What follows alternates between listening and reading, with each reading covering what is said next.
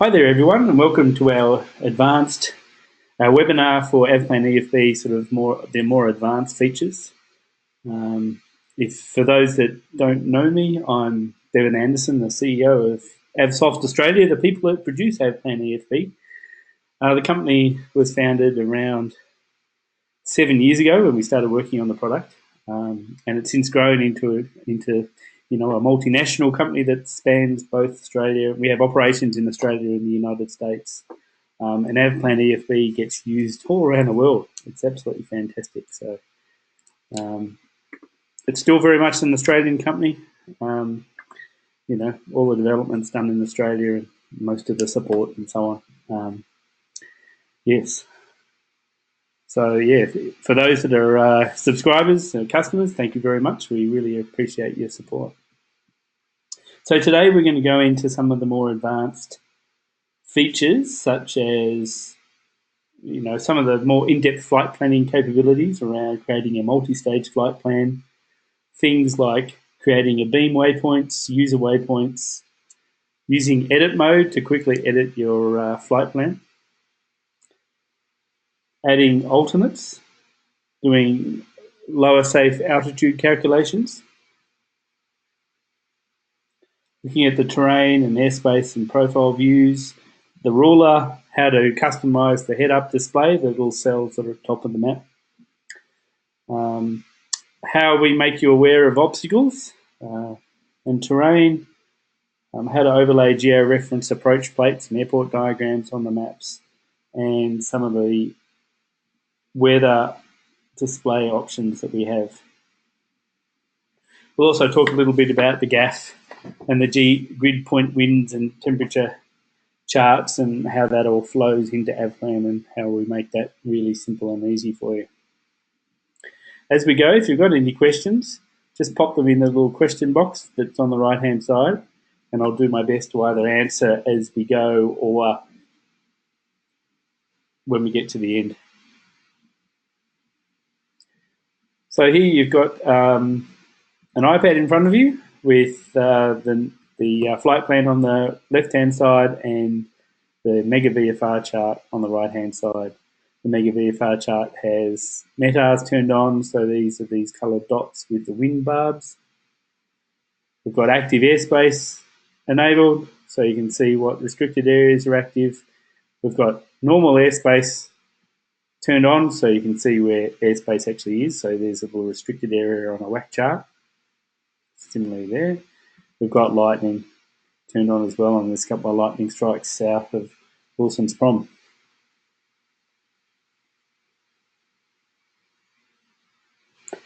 Now we've got a flight plan in here going from Rabin to Tamworth.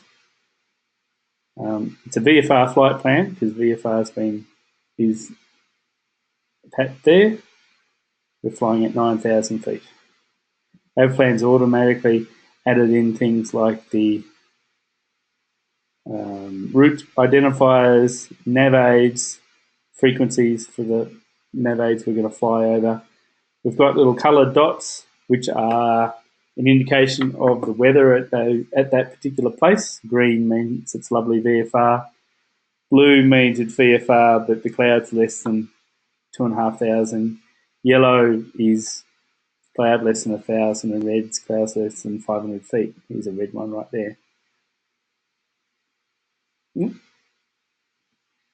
Here's an example of our notification system that notifies you when new ARP SUPs are issued. So there was one just then. We check for those once a day and let you know. So around 8, 9 o'clock in the morning.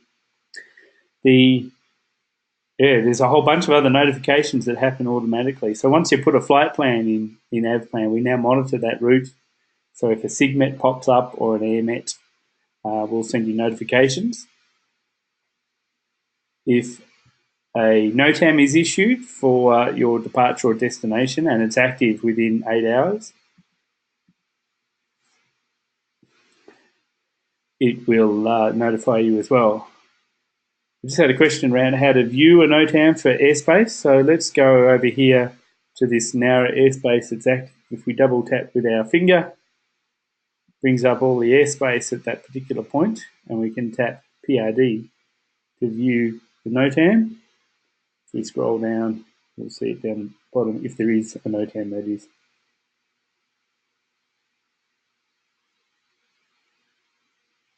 There's another example for Williamtown CTR.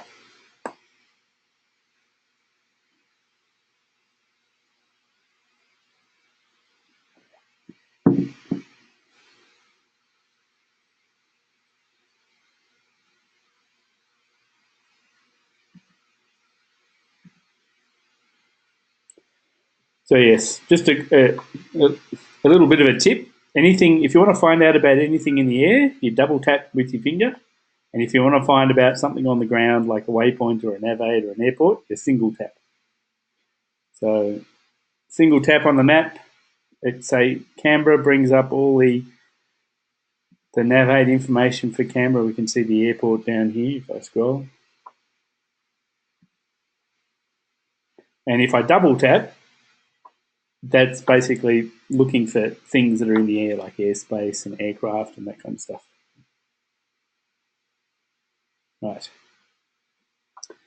So we have our flight plan here to Tamworth, and let's say that we want to continue on after Tamworth, we want to go to the Sunshine Coast. So we need to create a second stage in our flight plan.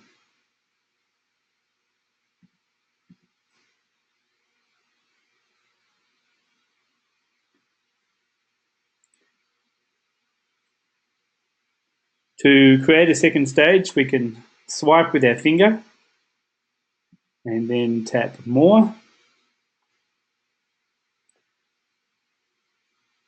And brings up the leg settings menu where we can do things like travel direct to that point, insert a leg, pass a beam and land here. So we want to land at Tamworth, so we'll tap land here.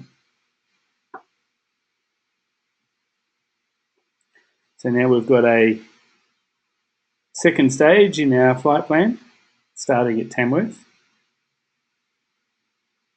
And we can just type where we want to go, YBSU, in the quick route box.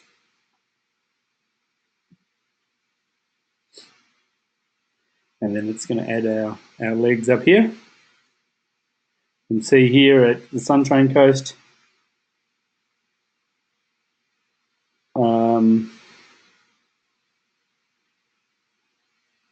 we can see the weather there is IFR, probably clouds less than 1,000 feet. So we're tracking direct.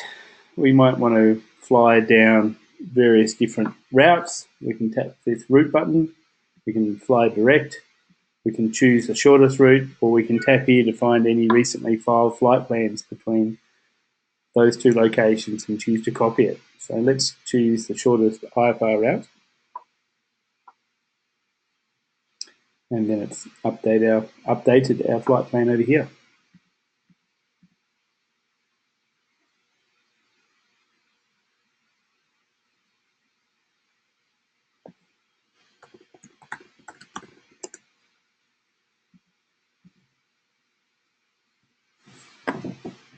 So now we've got a two-stage flight plan from Avon to Tamworth and then Tamworth to Sunshine Coast. If we want to take out that landing point, we can tap Overfly, and that will basically turn it back into a single-stage flight plan.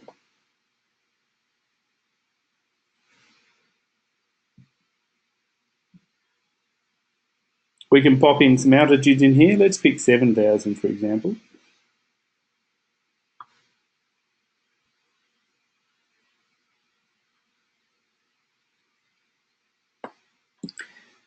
And AvPlan's automatically populated the winds aloft from the low-level grid point winds and temperature chart. Now, we don't know what time we're leaving, so we're calculating winds based on if we departed Tamworth an hour from now, so which would be in UTC time, say 23:15, for example. And then we calculate our ETAs based on those winds. And and so on. So hopefully you can go into weather if you want to actually see the grid point winds and temperature chart.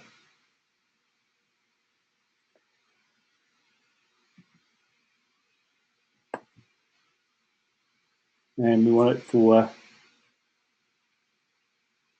2-1, which will be that.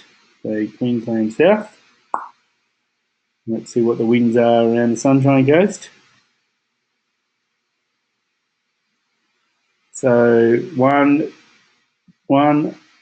2, 5, 7, 0, 1, 0 at 13 knots.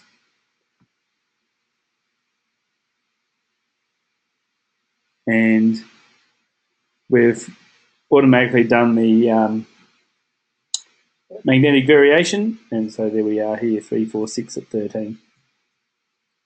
So it's good when it matches, and the temperature as well.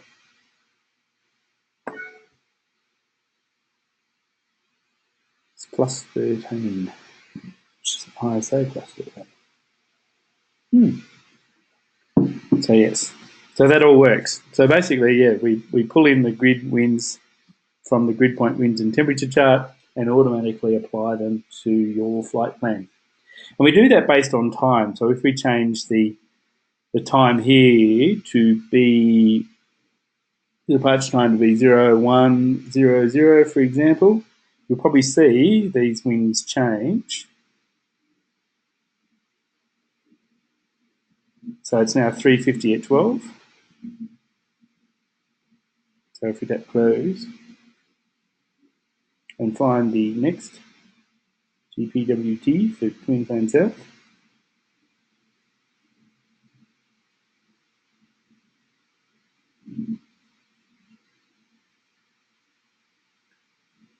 here we're now 0, 1, 0 at 11 knots.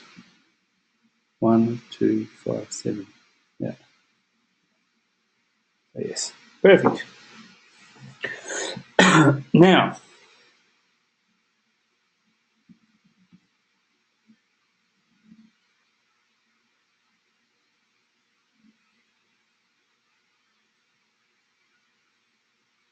so we have a question around the wind in particular grids. So a good example of that would be where there's terrain and you get these dashes basically in our flight plan. So if there's any terrain that is higher than 1 or 2,000 feet in this case, those elements are missing from the GPWT. So what we do in that case is we take the next wind and then apply it downwards. So we'll be using 320 at 42 knots for the winds in this particular grid down at lower levels. So we just fill down basically if there's no winds.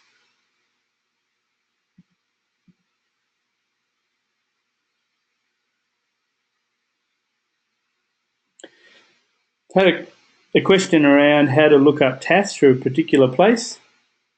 So if we want to look at, say, the TAS for Mangalore, we don't need that in our flight plan. We can just tap on it with our finger, tap on Mangalore, and there's the TAF. And the METAR, and the ATIS, and NOTAMs as well.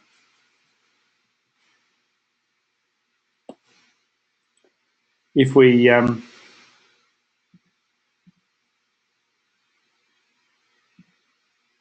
tap on it, we can see the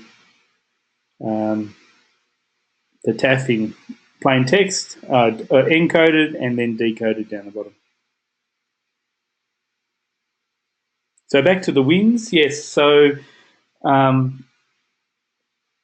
if we fill, as you know, we fill those winds down. Yes, the winds, as we know, get lower, closer to the ground, and there may be wind models that show some sort of wind figures for lower altitudes. However, we're using the official data that comes from the BOM and air services, so that's what we show and we don't use any other wind models for calculations. You can use, under weather, we do have the winds aloft display, which shows your flight plan route and winds at your flight planned altitude.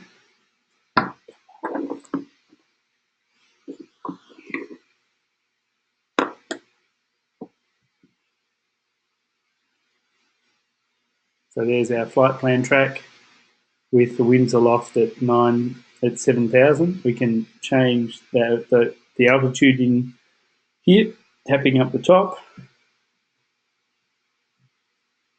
and then changing the wind slider down here.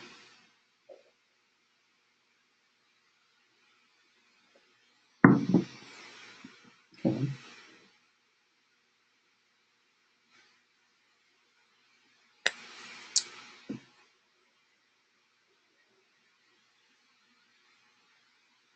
There we go. And then the wind slider here, if we change that to 2,500, you'll see the winds change.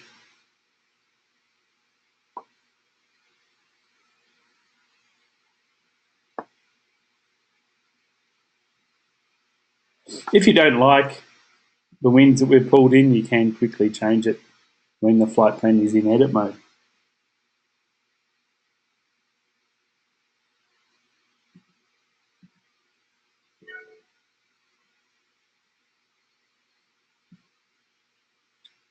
So back to en route.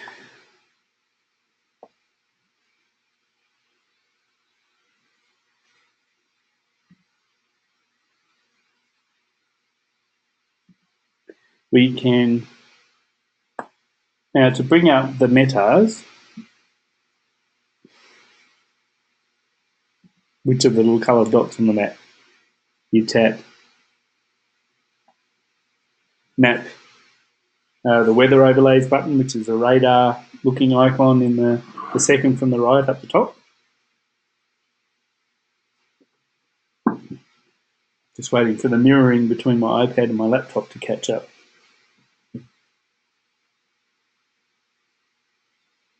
It's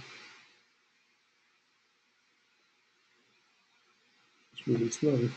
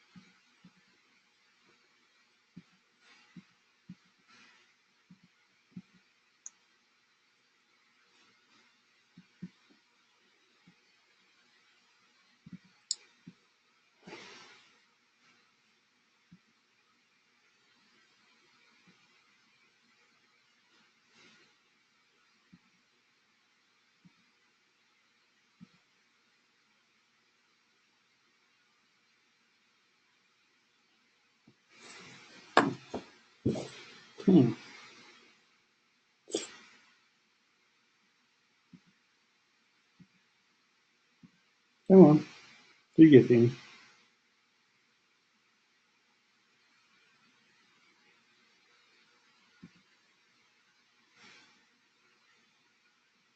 Yeah, metas.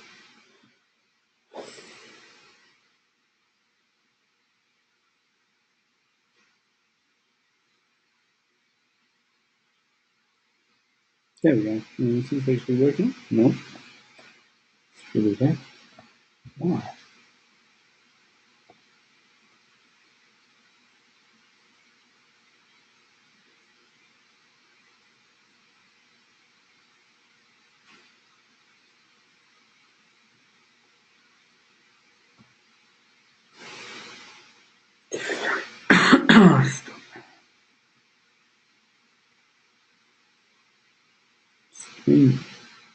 Yep.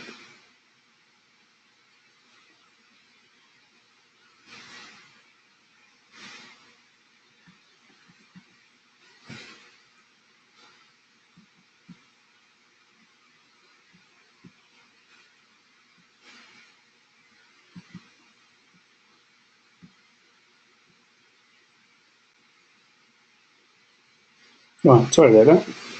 Now,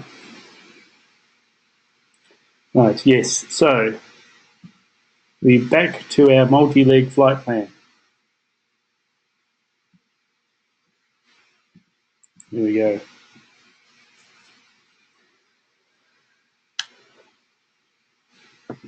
What we might do is turn this back into a direct flight from Tamworth to Sunshine Coast. So there we are. We're now flying direct. Now we want to, for example, let's find out, we want to create a waypoint that is on this direct track but directly abeam Ambly, for example.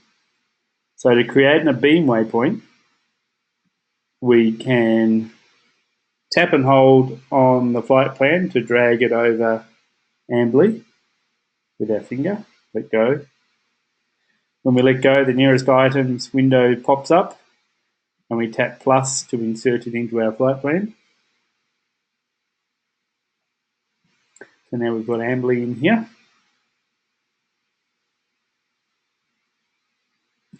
Now we don't want to fly over Ambly, we want to pass a beam. So we can bring out that menu again by swiping and tap more and then pass a beam.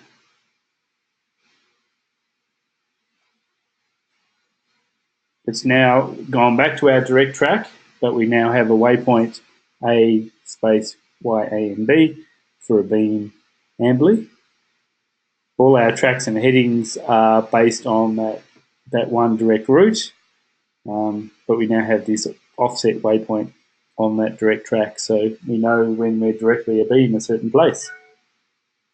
So it's great for flying very long straight legs, because all the calculations we do in AvPlan and how we depict our routes on the maps are all great circles, so the shortest path between 2 points. So this is a way of creating, for example, checkpoints along a particular long route.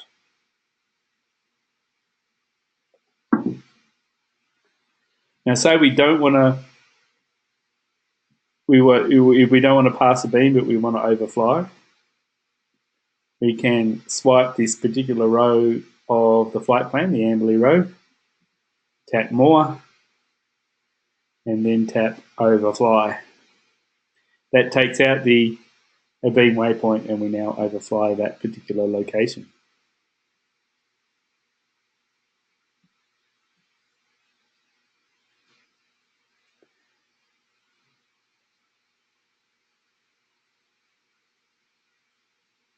Now, AvPlan has the ability to quickly create, a waypoint in any particular location. Say, for example, you want to overfly this lake. We can tap and hold on the flight plan, drag it where we want to fly, and then tap insert to insert it into our flight plan. That creates a lat long waypoint at that particular location. There it is here, pops in our flight plan, and so on.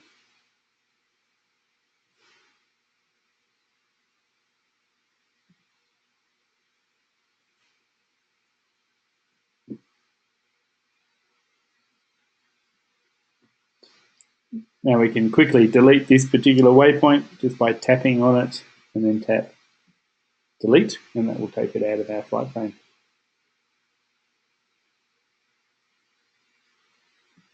Another way of creating a user waypoint is under planning,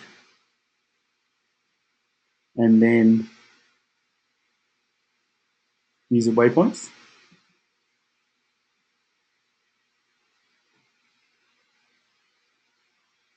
In here, it will list all the waypoints that I've created on my device, of which there's a few, and we can choose to add one up here with the add button. We can give it a name, home, return. We can pop in a lat and long for that particular place. We can use a bearing and distance from another known point, or we can even just enter a street address.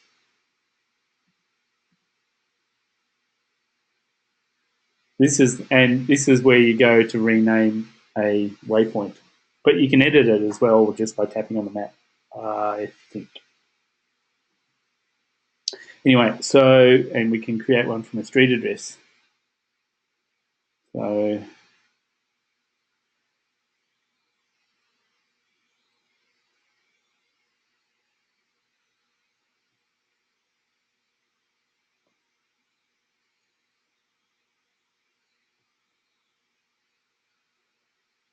link.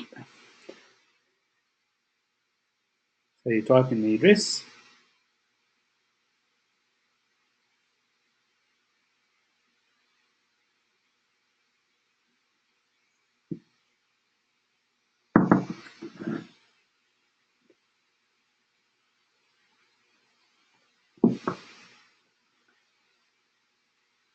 And then we have our location. If we're happy with that, we can then tap it and add I to pop it in our flight plan. Link. There we go. So it automatically populates the lat long, the altitude, the magnetic variation.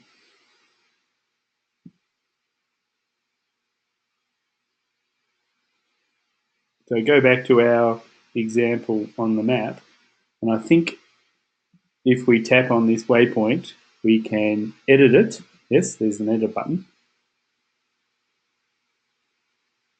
And then we've got basically that same information. We can change this to be like return. And there we go. Updates. We'll call it lake. This updates to lake, hopefully. There we go, lake, and we've got lake in here and lake in here.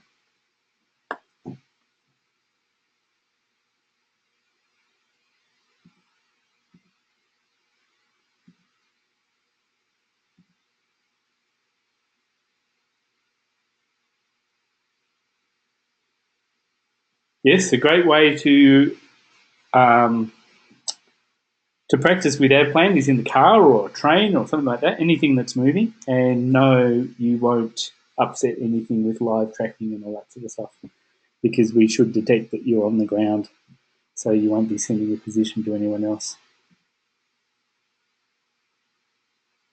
Just as an aside, most of the development of AvPlan with the moving bits was done on the train. So going up and down the Craigieburn line in Victoria up towards Essendon Airport and back from it. So yes, that's how a lot of the development was done for that part. many, many years ago now. Right, now, so that was user waypoints. Now, next one we will learn about is edit mode. Edit mode is a certain mode of the flight plan that allows things to be quickly edited and changed and moved around and additional things added and so on. So tap this file icon, the first on the bottom under the nav log, and you'll notice it says it's now in edit mode. When we're in edit mode, we've got these delete buttons on the left-hand side of each waypoint, and we've got this rearrange control on the right-hand side, so we can pick these up actually and do horrible things to our flight plan very quickly. When we're in edit mode, we can also change the TAS for a particular leg, so that, if we're doing something special, we can edit that. And we can put our own wings in. You can see the wings field is green, so we can edit that as well. We can add legs to the bottom of each one. One useful part of edit mode is this is how we add an alternate to not the end of our flight plan, for example, and so on. I'll get to alternates in a second. And then lastly, down the bottom, you'll notice these buttons appear when we're in edit mode. So we can clear the times from our flight plan. So basically all the en route times will be cleared away. We can clear the track log, the little green line that the aircraft leaves behind you. We can clear any fixes in the passenger manifest. And then we can make some large changes. We can reverse the flight plan, so go from the destination back to the origin.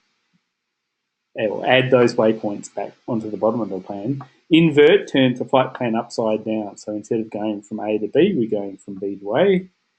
And append allows us to append another flight plan on the box, on your iPad, to the bottom of that particular flight plan. Now, AvPlan EFB supports the creation of alternates. The only two ways to create alternates is the plus button up here or the add leg button when you're in edit mode. This button creates a waypoint at the end of the flight plan. So this would be useful for creating a waypoint or a alternate at Sunshine Coast, but not for Tamworth, for example. So let's create an alternate for Tamworth. And it brings up the insert track point window. We can type in our waypoint where we want to GLI, for example. And notice we can make it a primary waypoint, an alternate, or fly direct to. Let's go alternate. And then tap plus. And that should add it in grey in our navlog flight plan. There we go. So a waypoint or a series of waypoints in grey are the way or the route from the destination, the destination to the alternate. So once we've finished doing these horrible big edits, we can tap edit and let's attach it to us. There we go. And there we go. Oh look, Sunshine Coast is now red. So AvPlan updates all the weather in the background, all live in almost real time. It's pretty magical actually. So that's edit mode and how to create alternates. So if we want to create an alternate for the Sunshine Coast, which we probably might need, we can tap the plus, which will do one at the thing. Let's say YBBN, for example, tap alternate, and then tap the blue plus to add it to our flight plan. And then we have our alternate down the bottom. So our fuel plan will have updated with alternates and so on. So, if we have a look at our fuel plan under planning and then aircraft loading, we can see in here, there's the time taken to get to our alternate.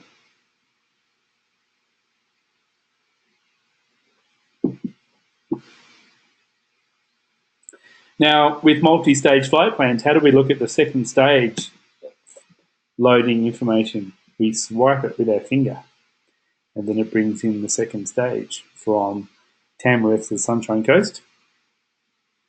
And there's the time taken for our alternate.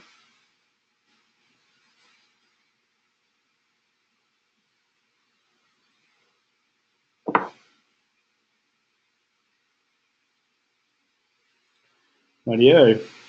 And then on the map, you can see in here, there's our alternate leg. Oops, moving around.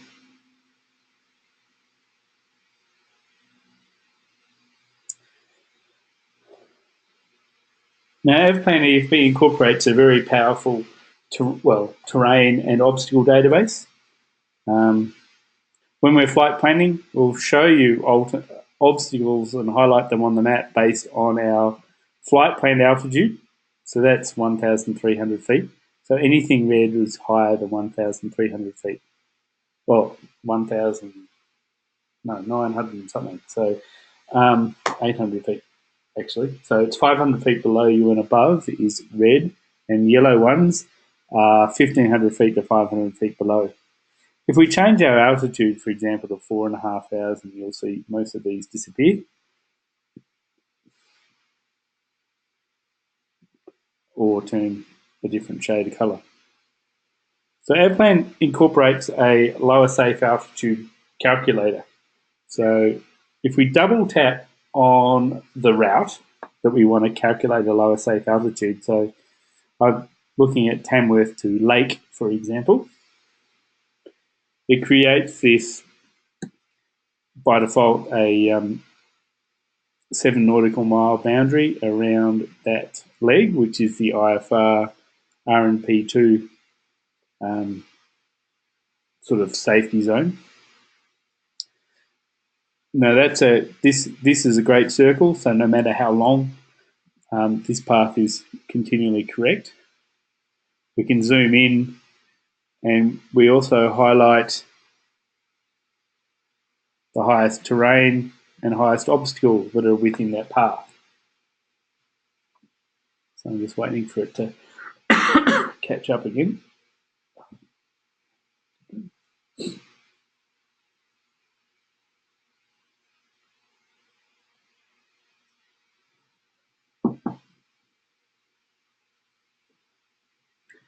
And over here on the right-hand side, if we have the premium subscription, it's also done the calculations for us, based on the highest terrain and the highest obstacle, and applied the necessary buffers and calculated a lower safe altitude, so 6,200, for example. Now, we can also change the way the calculation's been applied by tapping the setup button and choosing RNP 2 BFR, which is 10 nautical miles, or the old sort of NavAid DR method.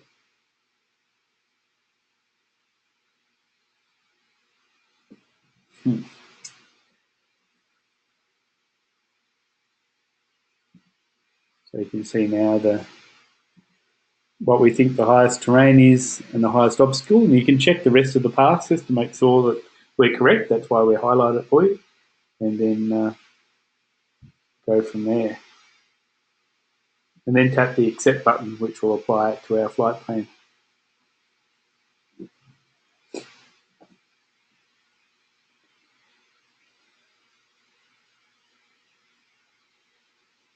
And it's lagged again, and you can't see what I'm doing.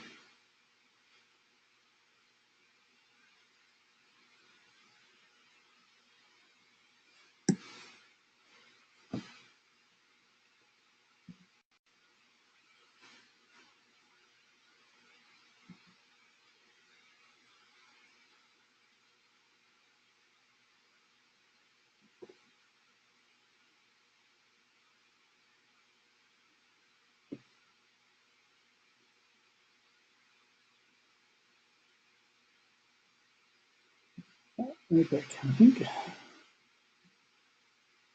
we've had so many problems with it.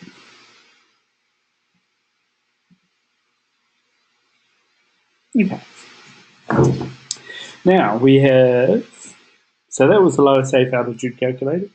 Another example, we can go to Amberley, we double tap on the route and it'll bring up this path. We show you the highest terrain and charted obstacle. In this one, there isn't one, but the highest piece of terrain is 2,500 and a bit. So you can see it down the bottom here. And then we've calculated the lowest safe altitude based on 1,360 above the highest terrain. And then we add a buffer of 100 feet. So we calculate the lowest safe to be 4,000. And as I mentioned before, we can tap setup and change the particular the calculation parameters from 5 to 10 nautical miles to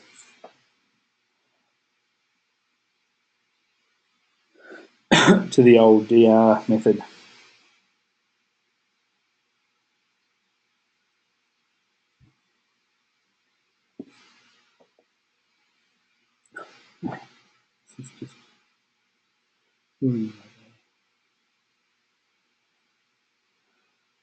Yeah.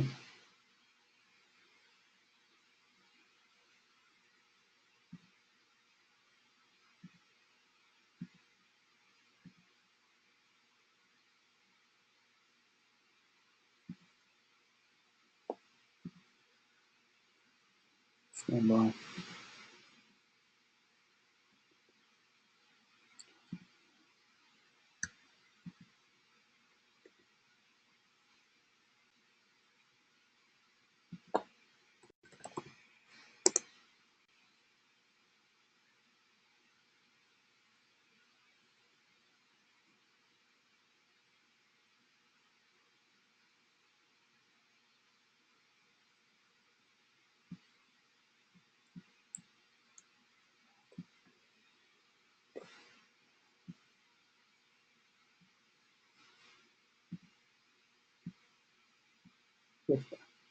Righto. I think we're back. No. So question around the lower safe altitude. So when we've calculated a lower safe altitude, it appears in our navlog or our flight plan here as a user lower safe altitude and a number. For ones that we haven't performed a calculation on, you get the number in brackets. So what that is the lower safe altitude calculated from the grid lower safe altitudes, which are depicted on the IFR en route charts.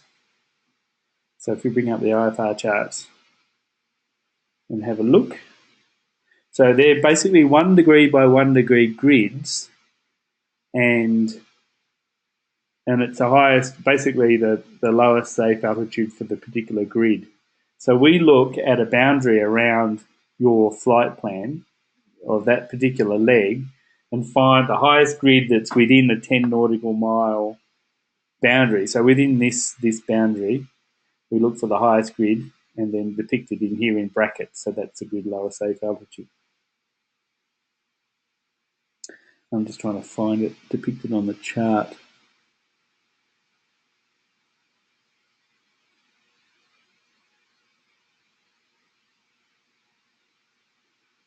Could not. Anyway, so that's where you find it. It's on the map. But yes, we do it all for you. So that leads us into, we can talk about the ruler that you can use to measure distances and tracks and stuff on the map itself. So you can tap and hold. 2-finger tap and hold will bring up the ruler. We're just going to the VFR chart. So 2-finger tap and hold brings up the ruler, and you can use it to measure distances, as you can see here. So the distance along a great circle from here to here is 0.74 degrees at 46 nautical miles. So that ruler stays there as long until you zoom the map, and then it disappears.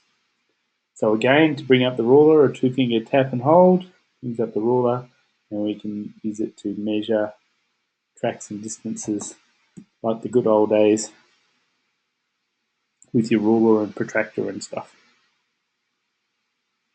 So a lot of flight schools and flight training organisations, as they transition to paperless-based operation, we have a number of flight schools, large flight schools around the world using AvPlan to do ab initio onwards, and they start with this, with measuring tracks and distances with the digital map and so on and so on.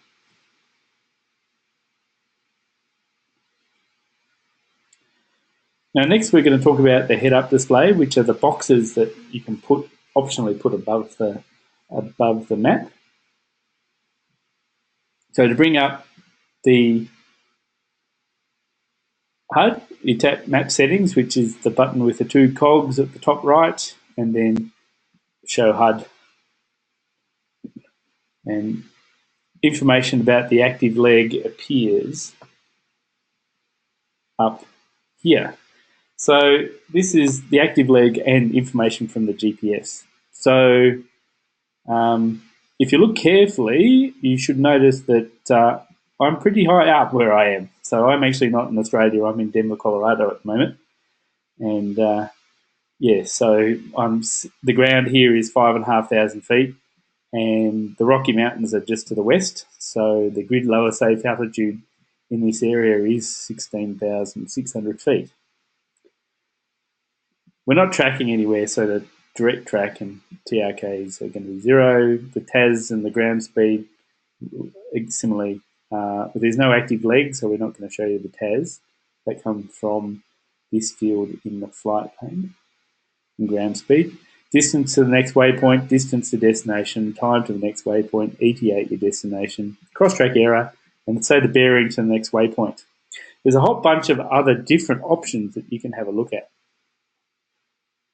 Say we want to change this cell to be something else. We tap and hold with our finger, and we get this list appear. So that is the, and they're all filled with the current data. So here's the latitude and longitude where I am, the QNH at the destination airport, which is Sunshine Coast, the surface wind at where I am based on the nearest METAR reporting station.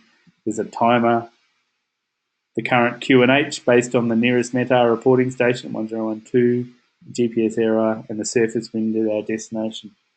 So there's a whole bunch of different options. There's a current and next area frequency in here somewhere, FIA and FIA next. So as we fly along, that will show you the current and the next area frequency. And yeah, so once we found the thing that we want to put in here, let's look at timer, for example. And it pops a timer in our HUD. So there's many different ways to customize it and lots of different optional things that we've got in there now.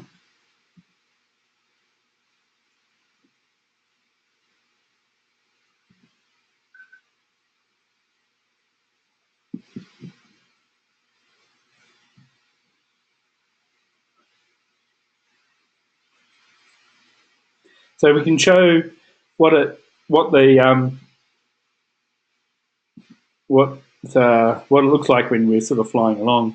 So we'll pop the app into fly mode and say we've just departed Tamworth for Lake, and this would be the way of setting a departure time on the second leg. And that is, yeah, you can either tap and hold like I did there, or you can swipe and go more and then activate leg. And that tells the app that we want to fly from Tamworth to Lake. That's activated that leg. And we're now going to Lake. That's the heading to fly. The TAS from the flight plan. Distance to that waypoint, 6,990 nautical miles. 0.6 nautical miles. And we're 7,128 to our destination. And we're a little bit off track. Now, I've just had a question on what this yellow band is. So one thing that we do now is read NOTAM information and depict those NOTAMs graphically. So if you've got the active airspace overlay turned on, you get NOTAM areas appearing. So you notice that Ambly is yellow. So there's a NOTAM that's been issued for Ambly for the CTR to be active, but it's not yet active, so it's yellow. If we want to look at that NOTAM, we can double tap with our finger and bring it up. So here we go. And you can see the times there in local time and so on. Additionally, you'll see this yellow boundary, and that is that's a low jet route. So again, we double tap with our finger and we can see NOTAM C16218, and we can see when it's valid from and to. So it's for low C17, so they've been rather active in the last sort of week or so, flying all over the countryside at low level.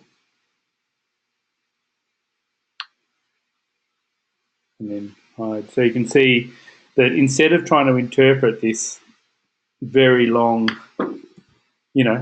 NOTAM with all these points and tracks and distances and all that sort of stuff, we've done it all for you, and then we depict a route that's 5 nautical miles around that. So when it's actually active, this will turn red. So this will be red, like all the other active airspace. And if you're lucky, like I was one day back in June flying into the Gold Coast, overflying one of these areas, I actually saw the two C-17s flying in a loose formation at low level down the particular route, and they passed just underneath me. I was about at 9,500 feet. So, yeah, really, really useful. Much easier way to to get an idea of the sort of NOTAM picture around you. Now,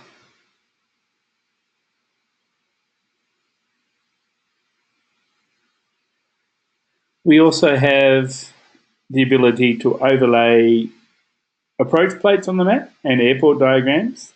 For those with a premium subscription, the easiest way to bring up an airport diagram is just to zoom in on the map, and the airport diagrams automatically appear. So that you'll see yourself taxiing around at a particular place. When there's a diagram on the map, you'll see there's a slider here to change the opacity,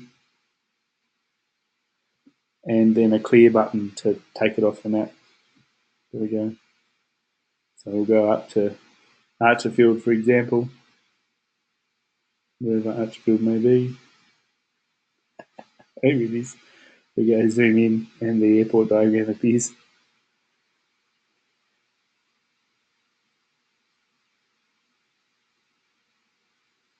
So we can overlay all the georeference plates on the maps as well. To find a particular plate under terminal, we can, one easy way is just to tap on the map. We'll tap on Archerfield and then scroll this down, and we have all the charts. So let's pick the RNAV Z, for example.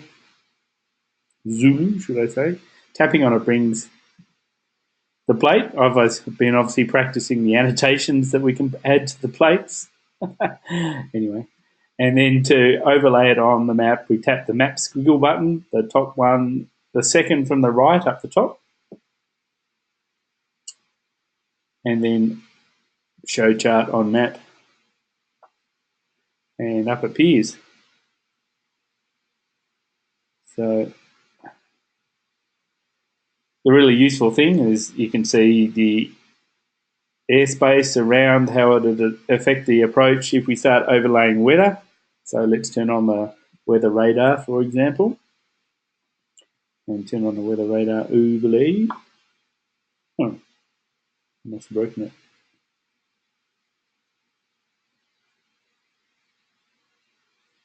it. Satellite image, there we go. There's the current satellite, so you can kind of see what the weather picture is versus your approach and so on. If we don't want to see a particular plate, we can tap clear to take it away. The plates themselves, they're all georeferenced, so they will, if we go to terminal, we will see our aircraft, fly along and be orientated as per the diagram, so where we are. Your flight plan can be added and overlaid and also added to the plate and so on.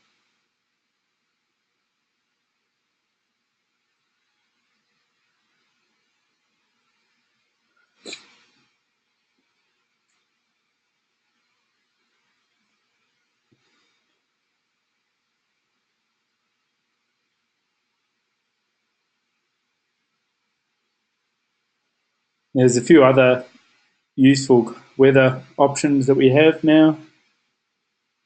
So if we tap the radar, we've got freezing levels and surface pressure. Freezing levels are particularly useful, especially those that fly in the clouds. So it'll show you depiction of the freezing level based on a particular time. So it's 118 minutes ago. We can step that forward in time and see, how it changes. So 15, 16,000, that kind of stuff. You zoom out, you'll see lots of squiggles.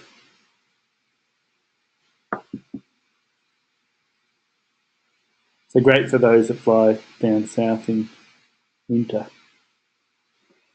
And down here we've got METARs, so that's where we turn on the little coloured dots, SIGMETs, and that also includes AirMets, and I'll turn them on, and lightning. I'll turn off the freezing levels, so not to confuse things too much. So this is what a An airmet looks like they're the purple boundaries. So these are the way a GAF is amended. Well, yeah, if the weather changes from what's been forecast in the new graphical area forecast, an airmet is issued. So we can tap on the little button there to view what the airmet actually is. So there we go. It is for surface vis of 2,000 metres in fog or haze fog. So, yes. Was it no drizzle? BR. I'm good. I'm a pilot. So, yes. So, very useful to have turned on. These update in almost real time. And we also send you notifications based on your flight plan. And it looks like there's one already here. So, tap on planning. And then we've got a 1 against flight status. And that shows us, this is for a SIGMET, for example, has popped up for a flight plan I've got loaded in one of my other devices. So you can see the flight plan in here and then the particular boundary. And you can see what an AirMet one looks like for another flight plan. These are sent as device notifications, which I can't see any there.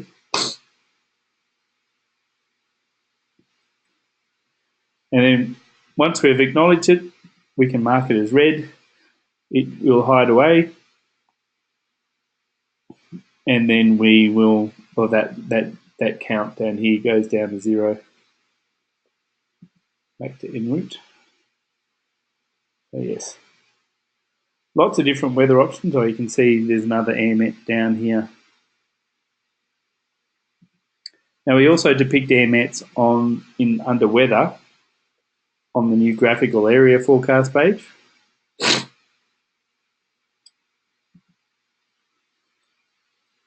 So you can see these purple areas on the map. So there we go. If you want to find out about the AirMet, we can tap on it. And all the GAF subdivisions and so on pop up. And then lastly, the AirMet that you tapped on is down the bottom.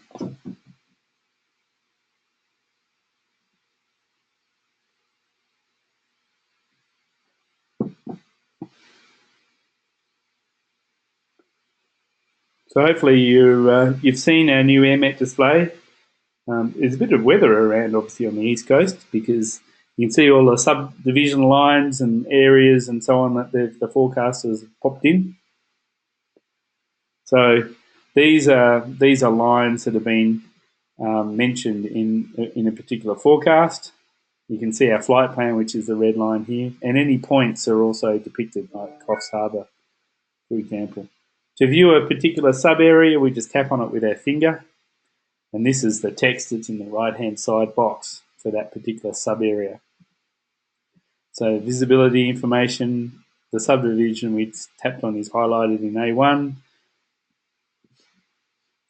and then any lines are also depicted. So we've got a few lines in here. So broken west of blah, broken west of blah, for example.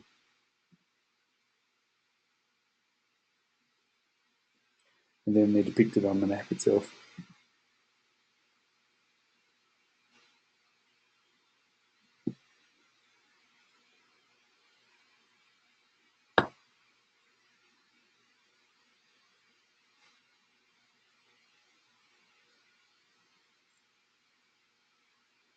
So that's about all that I was going to go through. So we've looked at multi-leg flight planning, creating abeam waypoints, user waypoints, edit mode, alternates, and lower safe altitude calculations.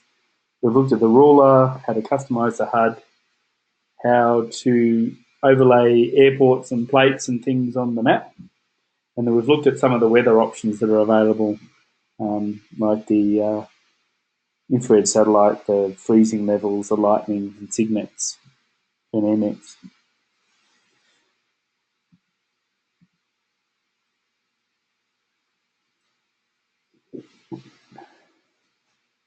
So I had a question around missing waypoints, and then they then land at 0, 0.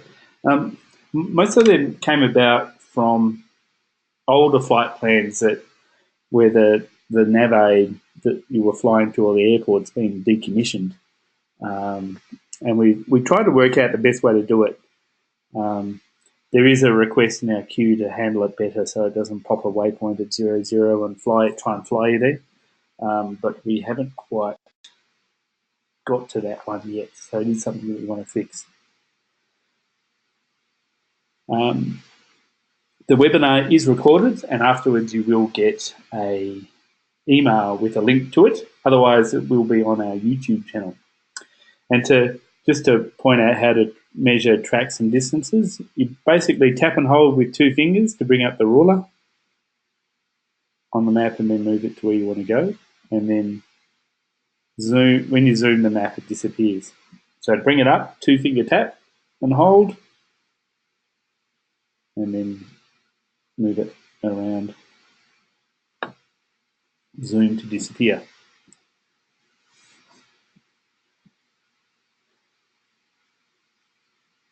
Now, a couple of things that we've been working on is a completely new way of filing a flight plan.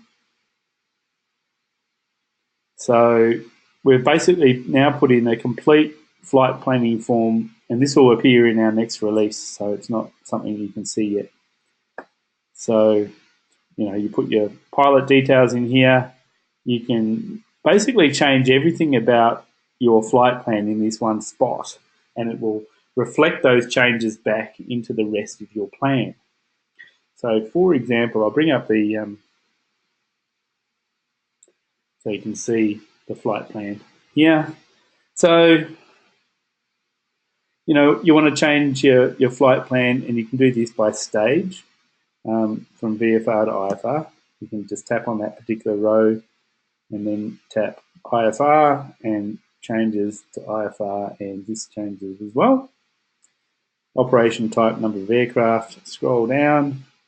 This is all the ICAO sort of form, and this is if you try to file a flight plan over the phone. This is basically you go from top to bottom to read it out.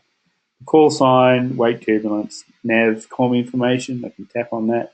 You can select all the different radios you're able to use. Tap on transponder. All the different transponder types are all in here. PBM codes, if we fly IFR, you can just change them in here. Scroll down. You can't change your departure point, or you can change the POB, so we can say, well, there'll be actually 4 people on board. We can change the departure time. You get a little clicker to go through in here and say, oh, we want to depart at Saturday at, this is UTC, and you can change it also to do it in local time. And 9 PM tonight, for example, where I am, updates when it hides. Come on, catch up. You can do it. There we go. There's our departure time in UTC, changes the departure time in our flight plan. Can't change the route, but there's our route, altitudes, en route times. That all comes from our flight plan. You can add remarks, other details.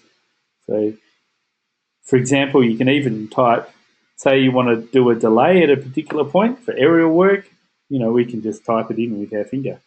So we want to do, say, aerial work at Timus for 0030, tap return. It's now calculated, updated our flight plan in here.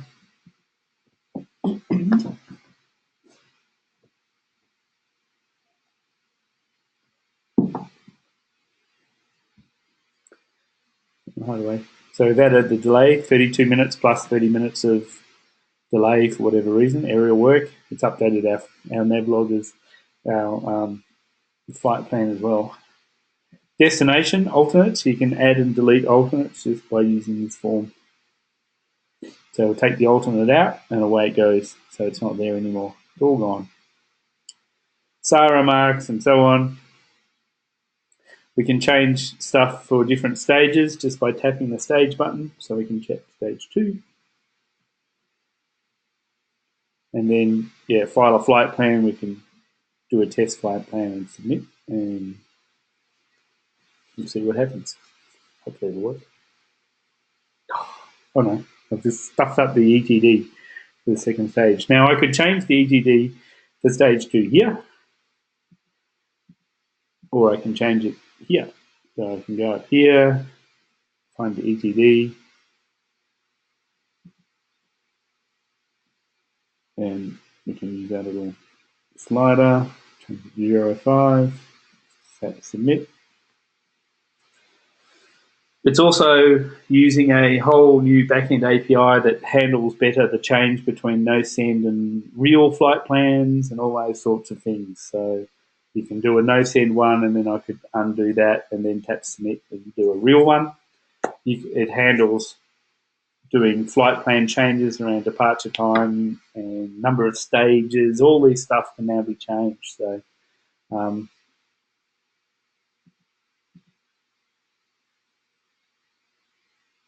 yeah, so, and if there is an error, like for the registration, you can just scroll up through the form, change the registration or whatever. So any little thing can be changed in the form. We're also doing a lot better validation about permitted characters. So NAIPS can be a bit finicky about what characters that it allows you to send. So yeah.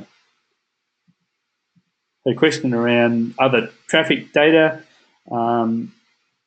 There's been no change. I haven't followed up with them to see if they want to change their mind with just sharing traffic data.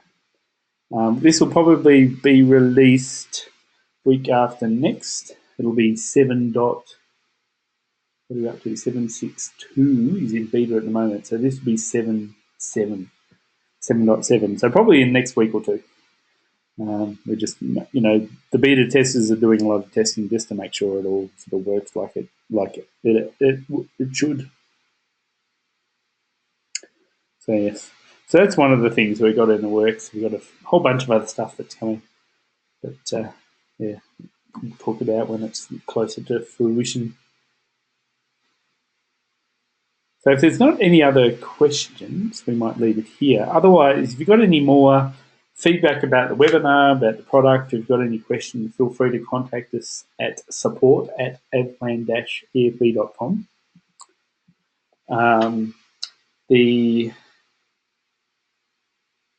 So by email you can phone us on our office number in Melbourne.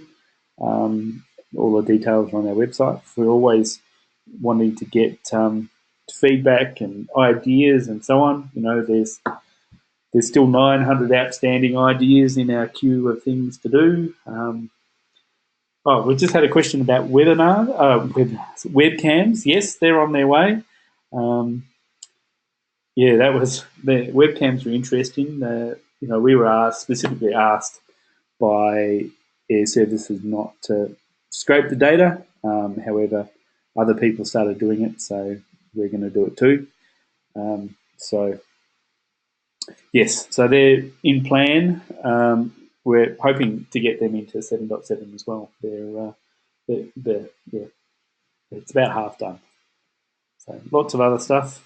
Question around Jefferson charts. I have nothing to announce at this stage around Jefferson charts. We will be.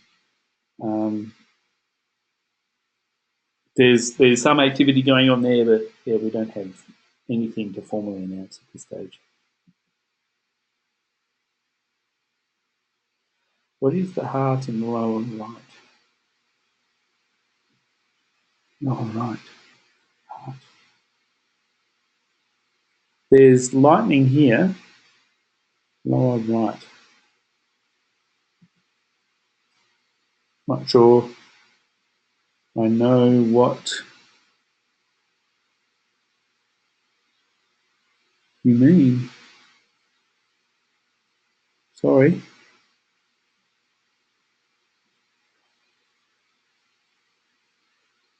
I'm not sure if you're on the map or there's lots of sort of cluttery stuff.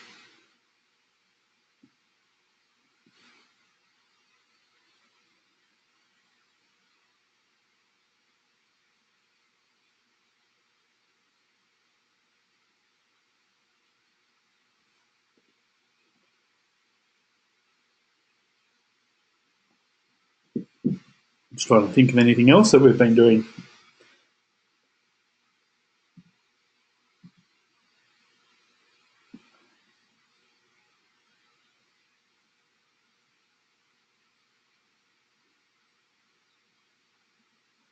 Number of assignments, the total goes up in number. I'm not sure. I'm not sure what that could be. Take a screenshot of it. So you take a screenshot, you tap the top button and home button at the same time, the screen flashes, and you save a screenshot. And then, yeah, send it to me in an email and we'll take a look. What do you add? So with 100 feet, so the we use a whole void field terrain model, and there is a certain amount of error in that of about 10 to 20 meters. So just for safety's sake, we add another 100 feet on the calculated lower safe altitude to take in account the vagaries of the terrain database. So we had a question around SIDS and stars. No, we don't get that data in sort of electronic form from Airways. What am I saying? Air Services Australia. We do have a complete SIDS and stars database in the United States, for example, so we can do all our flight planning via SIDS and stars over here automatically. So, if I go from my home airport here to Addison, Texas, for example, when I tap the route button, it will... Ooh, lots of weather around here.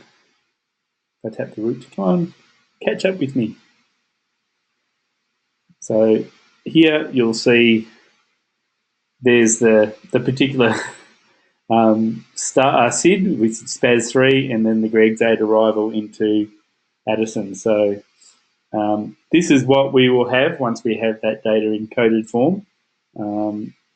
There are some activities in hand to do that, but we haven't anything to formally announce at this stage.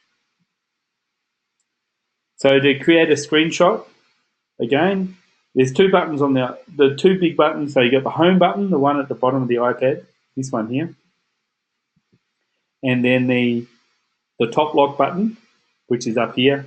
So you tap both of those at the same time, and it takes a screenshot of the screen, and then you can email it to someone, us, for example. So a question around chart overlays. So we're over here, so it doesn't really matter. That's the beauty of AvPlan. It works pretty much the same everywhere in the world. So we'll find an RNAV. So here we go. Where are you? Catch up. So you tap on a particular plate just to bring it up so we can see it. So there we go. There's our RNAV thing. There's our flight plan track, for example. And then the map squiggle button, the edit sort of thing, tap on that, and we have the option to overlay it on the map, show chart on map. So map squiggle, show chart on map. There it appears. I'll turn off SIGMETs because there's lots of them, and they turn it all purple. SIGMETs and MMETs. See George Bush's house. There he is. That's where he lives. George Bush Senior. There's a TFR that sits over his house, so you know exactly where he is at all times. So silly. So silly. Yes. Right. So yeah, all those capabilities are built in, but some of them just wait on the data in Australia. So no TAMs on the map. They do not. So they do not come up automatically. So here we go. There's our no TAMs. So if you have a look here, catch up. You can see we've got little orange areas for Oki, Amberley, and this military low jet route. To turn that on, we tap map settings and then view items. And if we scroll down, you need to have active airspace enabled. Excuse me. Well, there we go. Oh, you're moving around, Bevan. There we go. So make sure that active airspace is ticked, and that will show you active restricted areas and the no TAMs as well.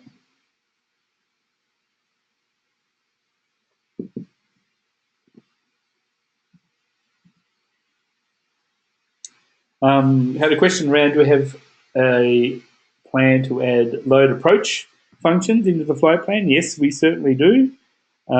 We do have the data for RNAV approaches, so we could do that very soon, and that is in plan for March to be able to load an approach. With the other types of approaches, we don't have anything coded yet, so you won't be able to load an ILS or an NDB or whatever as yet, but that may change. So yes, that will be coming soon.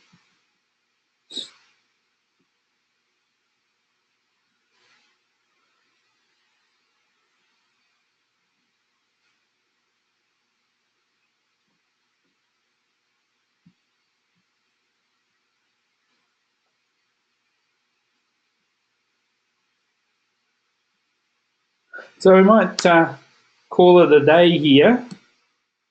Any other questions, feel free to email them to support or give us a call.